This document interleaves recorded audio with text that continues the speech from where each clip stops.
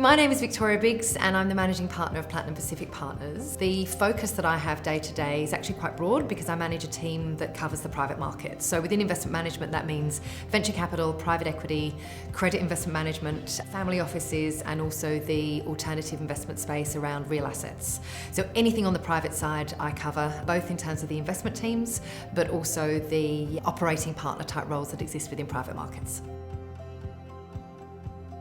There are common mistakes that organisations make, and I have to say in general that fortunately some of these are happening less and less, but one of the first would be when embarking on a recruitment process to hire women, letting the women know that you're only looking for a woman.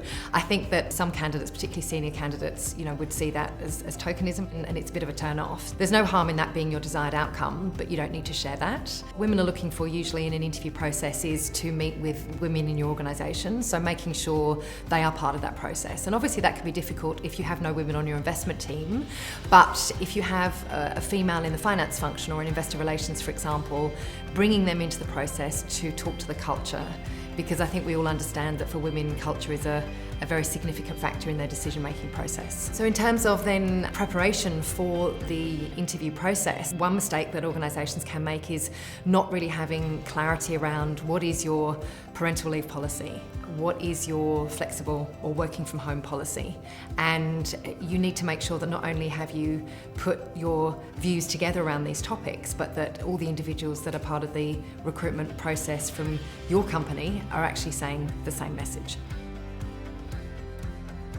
Culture is a very important factor for women when considering an organisation, and it is absolutely up there in their top 3 when they make a decision about where to work. And I think there are 2 things that companies need to think of. One is how do you communicate your culture, but also what is the actual culture, because it's very easy to communicate something that's not true.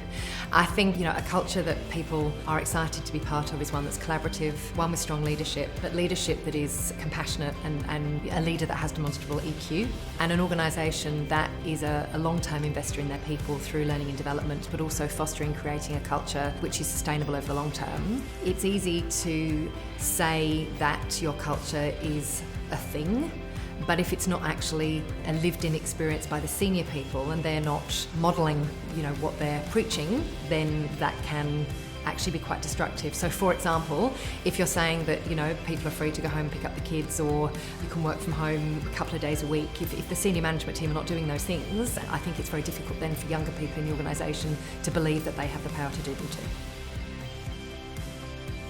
A great candidate experience for a female can perhaps be a softer introduction to a recruitment process. What that means is having a coffee potentially to share the experience of the interviewer of the organisation and answer questions, as opposed to launch into an interview.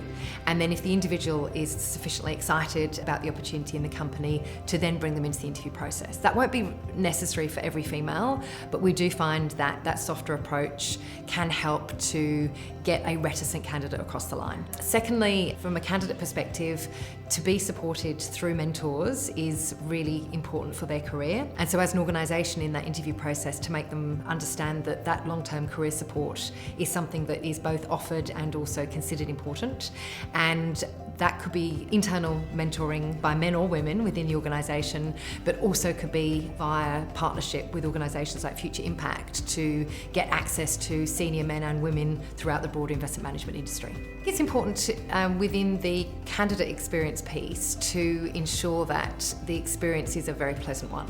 We do hear situations where candidates have found interviewers, these are strong words, but to be combative or aggressive, and the idea is that even if the individual is not the right one for the role, they will go out into the broader community and talk about their experience. So you want it to be pleasant, and you want them to be fired up about working for the organisation, even if ultimately they won't be working for the organisation. And when you get to that first interview, it's particularly important that that is also a sales pitch. This is your opportunity to sell the role, the career path, and the organisation and the culture, and to make sure that you use that first interview to really ignite excitement in that candidate about this opportunity. The last tip I would give organisations in terms of the candidate experience is something that one firm has done quite recently, where after each candidate interview, particularly when looking for a female, and understanding that culture is important and perhaps a slightly higher touch candidate experience could be of value. An individual from the company side was determined as the person who after each interview would follow up directly with that candidate. So a phone call to their mobile to ask how was it for you, how are you feeling about the opportunity, and to actually prep them for the next round.